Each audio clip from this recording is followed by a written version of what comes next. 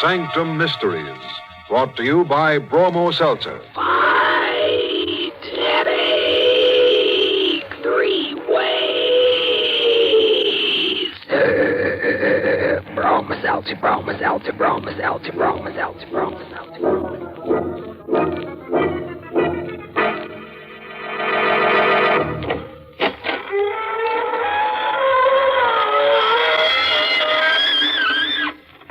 Good evening, friends of the Inner Sanctum. This is your host, inviting you through the gory portals of the squeaking door for another soiree with some super-duper supernatural personality. And if you've never met a super-duper supernatural personality, aren't you the lucky one? Because they're devitalized people, usually somewhat dead, with transparent complexions and morbid imaginations. Would you like to become one? You won't have to worry about the high cost of living. And you'll never have to worry about dying, because once you're dead, that little matter will take care of itself. But, why don't I become one? I've got news for you. I am.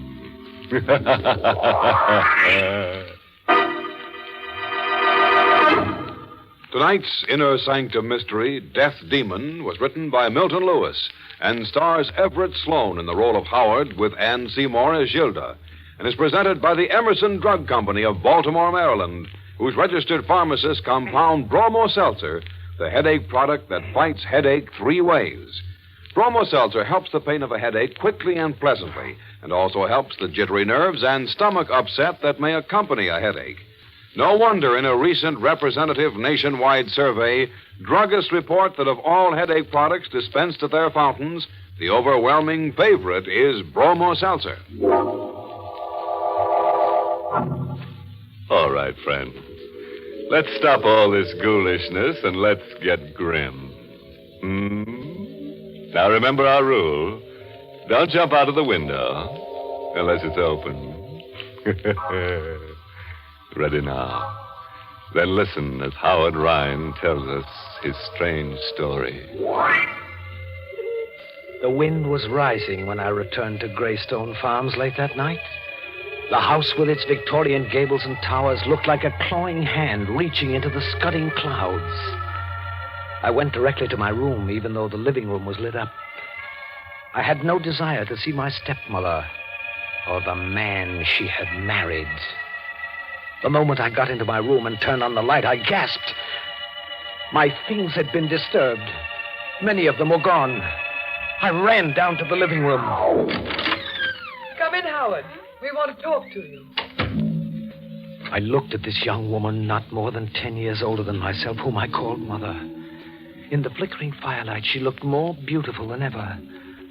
But he was there, too. And I felt his voice cut across the room. You needn't stare at her like that, Howard. She didn't take those things out of your room. Who did, sir? I did. Please stop this absurd trick of calling me sir. Do you like it or not? I'm your stepfather. I'm sorry, sir, but my manner of addressing you is the politest I could think of. Please, Howard. Where are the things you took out of my room, sir? Here. You had no right to take them. I told him to. You? For your own good, Howard. We were worried about you. Were you really? You've been ill. You know what the doctor said. And what we found in your room justified all our fears. How long have you been reading these horrid books? Ever since my father was murdered. What do you expect to get out of them? Perhaps, sir, I expected to find some way of reaching my father. You know that's nonsense. Is it?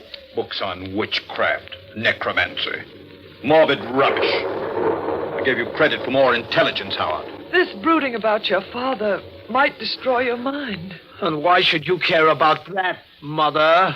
Because, well, I'm fond of you, Howard. I'm not your real mother, I know, but I tried to be one to you when your father was alive. I want to help you now. Help? Then why don't you try to find out who murdered my father 2 years ago? The police are doing everything they can.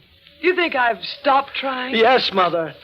I don't believe you even care who murdered your former husband. All you care about is him. Now, see here, Howard. It's true, I know it. I'm not a fool. The only reason you permit me to stay in this house is because my father's will compels you to take care of me, or you wouldn't have a penny of income. Howard, you're hysterical. Can't you see what these books have done to you? Perhaps you'd like to see what they've done for me, sir. What are you talking about? This morbid nonsense. What if I tell you that some of those things are true? They can't be. Someday I'll be able to talk to my father and find out who murdered him in his sleep.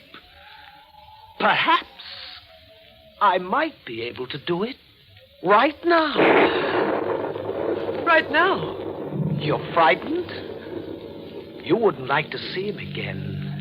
This man you loved so deeply that you remarried a year after his death. Stop it, Howard. Stop it. And you're frightened too, aren't you, sir?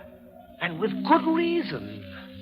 I don't think you'd care to meet this man whose wife you stole. Howard! Would you like to see him? I'm not afraid. Then perhaps I shall make him appear. What are you saying, Howard? Do you know where I was all day, Mother? At my father's grave. And look, this earth. I brought some of it back. This earth that's now mingled with his remains. Listen. That's Dane, my father's dog. Animals know when the dead are near. This time it will work, I'm sure. The signs are right. What are you going to do? Throw this earth into the fire and follow an ancient ritual to set loose the chained spirits of the dead. There! Howard! Did you see how the flames leap up, Mother? The lightning struck that tree and knocked a branch through the window. You're wrong. It's my father. Father! Where are you? Father!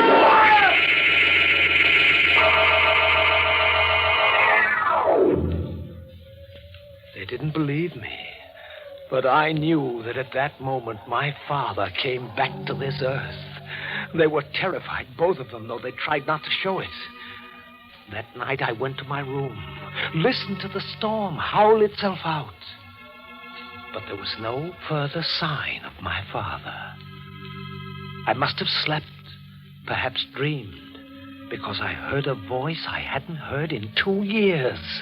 I recognized it, still thick with the accent he had acquired from his boyhood in Europe. My son, wake up and find the person who murdered me. Wake up, my son, wake up.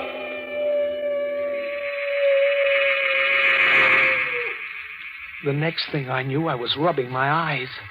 My room was full of mist, tinted a strange yellow gold by the murky moonlight that filtered through the windows. My father's dog, Dane, was tugging at my leg. He was trying to lead me out of the room.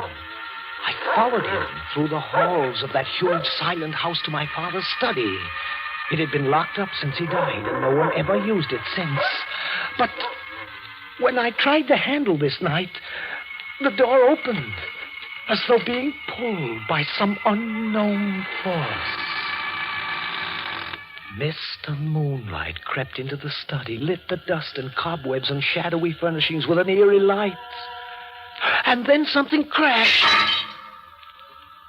A broken vase with a tiny key among its fragments lay on the floor.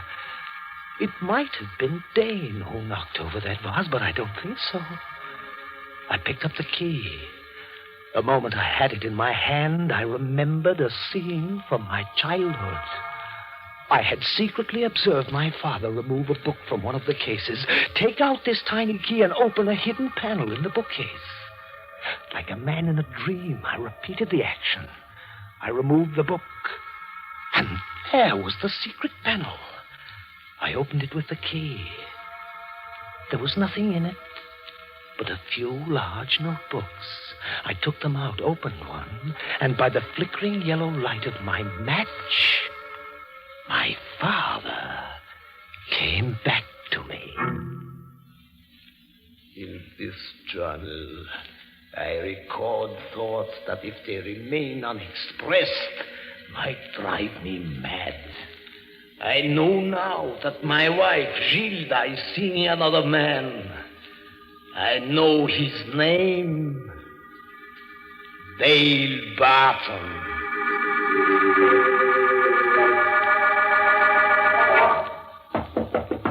Howard! Howard, open the door. Please. What do you want, Mother? Just to see you. I've been worried about you. Really? Why? You've been locked in this room for the last 2 days. Here, I have brought you some food. Thank you. Where is your husband? He had to drive to town. Howard, you can't go on like this.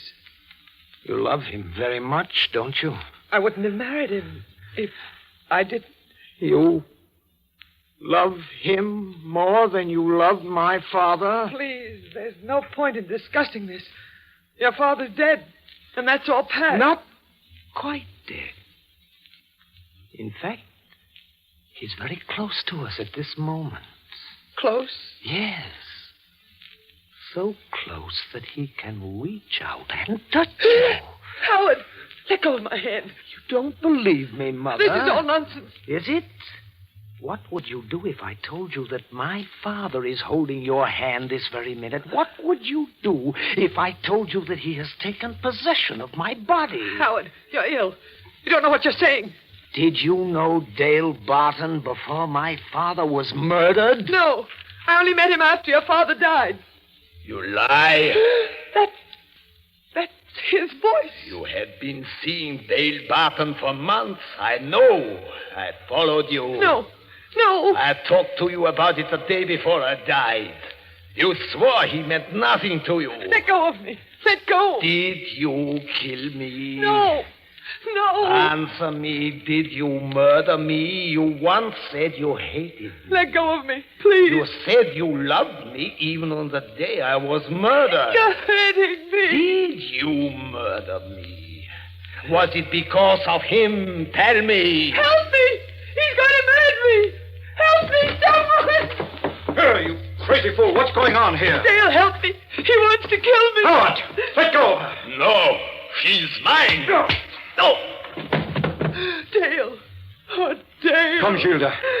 I'll take you out of here. He led her out of the room while I lay on the floor. Had she murdered my father? Had he?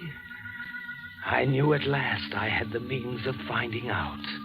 There were thick vines outside my window, and late that night, as I had often done when I was a boy, I carefully, quietly climbed down them, stopping at a point outside their window. I clung to the wall like a bat, and I heard them talking. Did you hear his voice? You don't actually believe? I don't know what to believe. He looks so much like his father. When he seized me, he spoke to me. It was his father. Gilda, you're being foolish about this. Am I? On the day William was murdered, Howard was away at college. How could he have known what we talked about? And he did know. That boy seemed to know every word. That boy, or is he his father? Gilda, do you know what you're saying? Yes. This isn't an ordinary thing. There's nothing you can do about it. Oh, yes, there is. I climbed back to my room to think. I dared not go to sleep because I knew my father had been murdered in his sleep. And if they had murdered him, they'd certainly have an excellent reason to kill me. I thought of running away, but then I would never find out. I know now why I couldn't run away.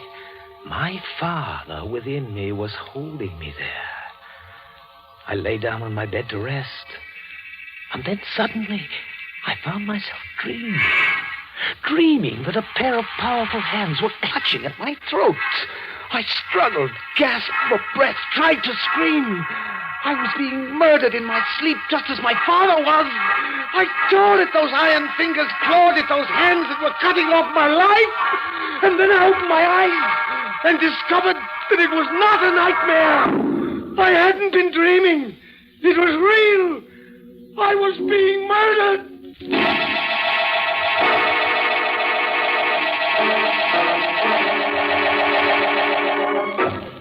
You are listening to Inner Sanctum, brought to you by... Bromus, algebra, bromus, algebra, bromus, algebra, bromus, algebra, bromus, algebra. Right now, after all the excitement of the 4th of July, I'll bet lots of people have holiday headaches. If you're one of those unhappy folks, I'll tell you how to get fast headache help. Just take a sparkling, refreshing glass of Bromo Seltzer. You'll find that Bromo Seltzer fights headache 3 ways fast. First, Bromo Seltzer helps the pain of a headache and does it quickly and pleasantly. Second, Bromo Seltzer helps calm jumpy, jangled nerves. Third, Bromo Seltzer helps soothe an upset stomach. And since stomach upset and jittery nerves may team up with an ordinary headache, it makes a lot of sense to insist on Bromo Seltzer, the headache help that's famous for fighting headache 3 ways. Bromo Seltzer is a favorite help all year round because it's so refreshing and pleasant tasting. Ask at your druggist's fountain or counter for speedy, economical... Bromo Seltzer, Bromo Seltzer, Bromo Seltzer, Bromo Seltzer, Bromo Seltzer, Bromo Seltzer. Well, friend, your breathing spell is over. Now it's time to lose your breath again, so let's get back to our story. Now, what did we do with the call? Oh, yes. We were interrupted while we were making one. And if you remember, the corpse belonged to Howard Ryan, the young man who was telling us this story. He had just discovered that his dream had come true, and someone was choking him to death. That's a nice way to wake up from sleep, isn't it? Well, let's have Howard tell us what happened. My eyes focused through the haze, and I recognized Dale, my stepfather. They were his hands that were around my neck. Suddenly I heard Dale bark, and the door flew open, and like a writhing cannon shell, the dog flew through the air at the throat of my stepfather. A moment later, I felt his hands release me as he shouted. Stop him! Go on, Howard! Just kill me! I'll kill you! For a moment, I did nothing. I knew I wanted him to die, but I still wasn't sure if he had killed my father. I suppose I was a fool, but I yelled, Dane, stop it! Down, Dane, down! Here, Dane, come here. Howard, who opened the door? I want to get out of here. Not yet. Why? Are you going to turn that dog loose on me again? Perhaps. You want to kill me? You tried to kill me. Kill you if you lost your mind completely. I woke up with your hands around my throat. You're insane. I was trying to pick you up from the floor. You're lying! I'm not. I heard you moaning and screaming, and I came up to see what was wrong. I found you on the floor. You were having a nightmare. Was I? Of course. Why should I want to kill you? Because I may find out how you murdered my father.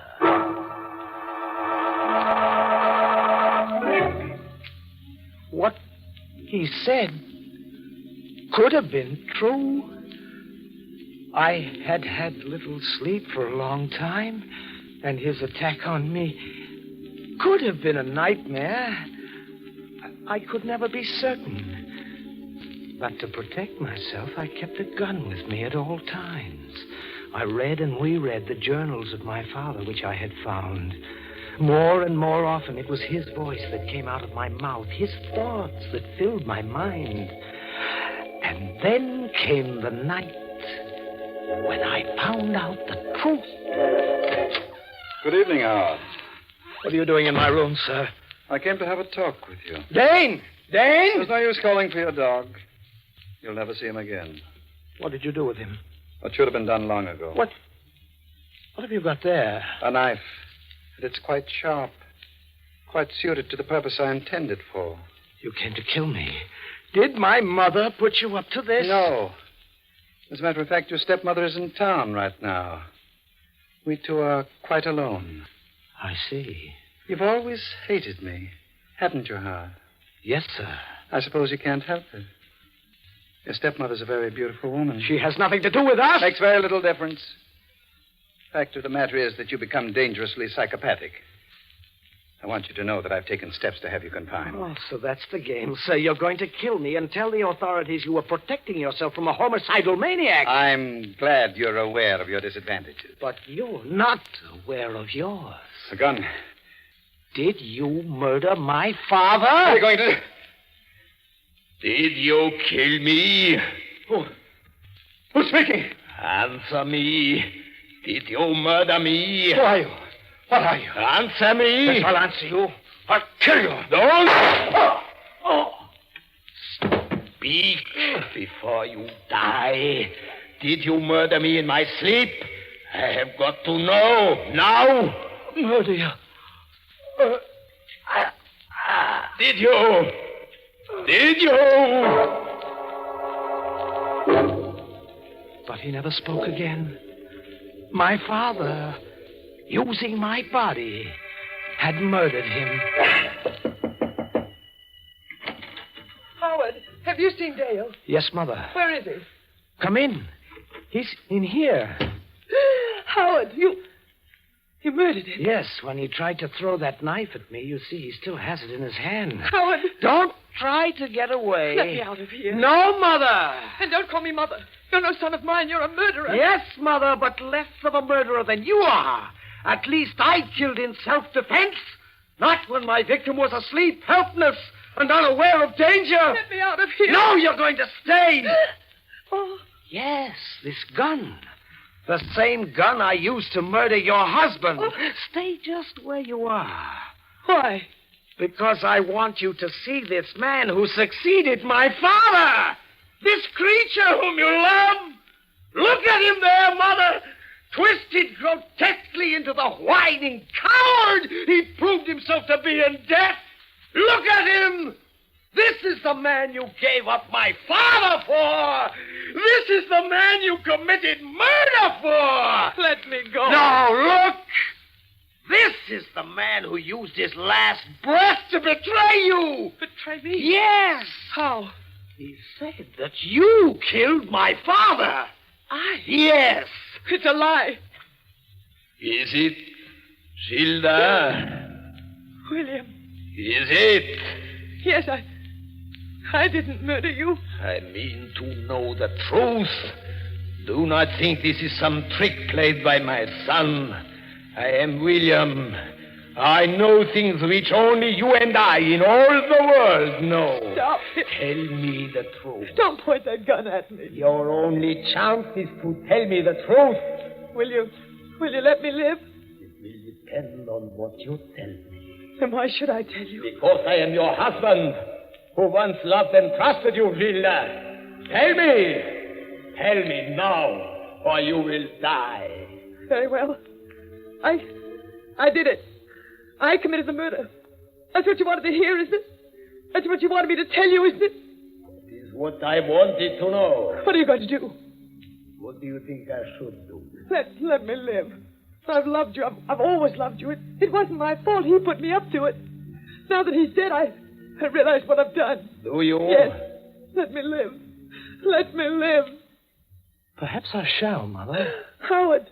Oh, you understand, don't you? It's just as it happened with you and your father. So it happened with Dale and myself. You won't do anything to me, will you? I'm not your real mother, I know, but I have loved you, Howard. You know I've loved you, and I still love you. Tell me one thing.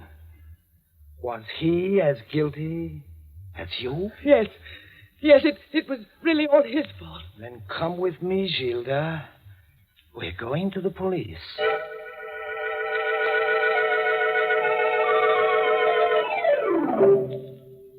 And that's what happened, Inspector. She finally confessed. And I brought her here. Have you anything to say, ma'am? Yes, Inspector. Well? Everything I told my stepson, every word of my confession was a lie. Mother! This boy's insane. He's been out of his mind ever since his father was murdered. I only made that confession to humor him and save my life. And I can prove what I say. More than one doctor has found him unbalanced. I believe you, ma'am. Inspector, you can't. This woman murdered my father. She told me. We know who murdered your father, son. It was not this woman. We picked up a man yesterday.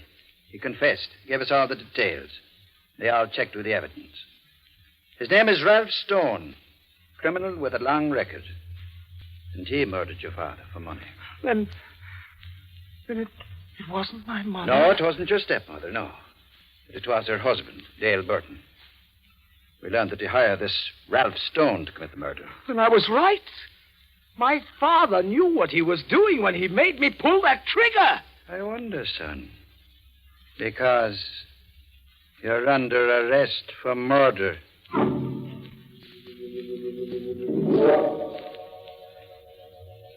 I kept telling them that I didn't murder Dale Barton. I didn't pull that trigger. It was my father who murdered him. They don't believe me. But it has to be right, you see. How could Father have known Dale was guilty without supernatural knowledge? My father still lives inside of me. And sometimes he talks.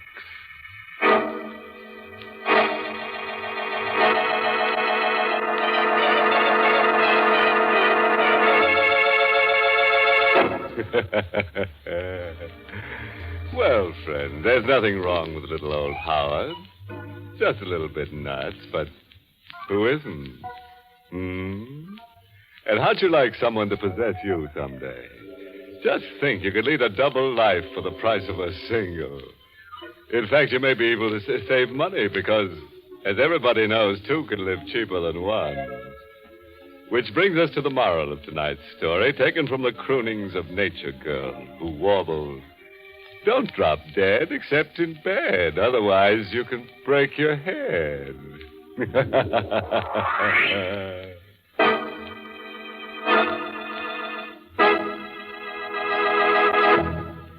It's common knowledge, I suppose, that jittery nerves can help to cause a miserable headache.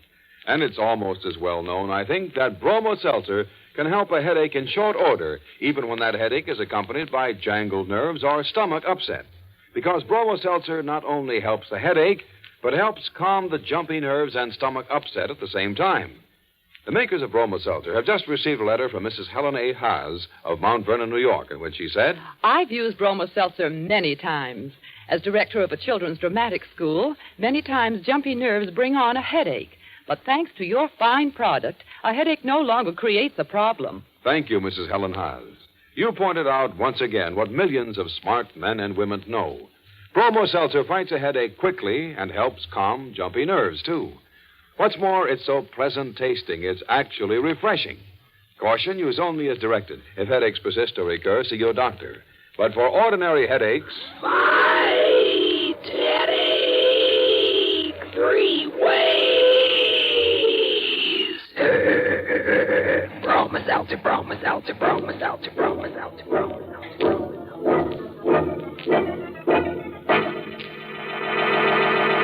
Well, it's time to close that squeaking door for another 7-day rest. Until next week at this time, when Bromo Seltzer brings you another Inner Sanctum Mystery, directed by Hyman Brown. Oh, by the way, this month's Inner Sanctum Mystery novel is Report for a Corpse by Henry Kane. Next week's tale is titled Death is a Magician. A guy loses his girl, loses his mind, and meets a magician named Marco.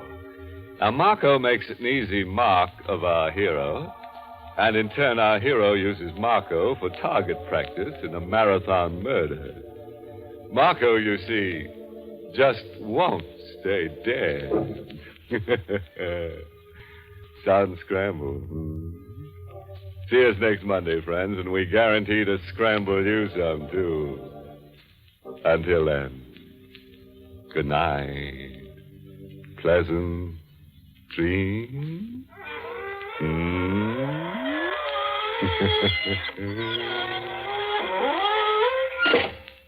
This is Dwight Weist inviting you to tune in again next Monday at this same time to Inner Sanctum, which is brought to you for your entertainment every Monday right through the summer by... Bromo Seltzer, Bromo Seltzer, Bromo Seltzer.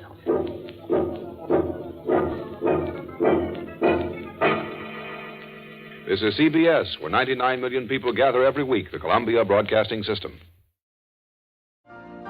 You've been listening to the OTR Gold Network. Find more classic radio at otrgold.com.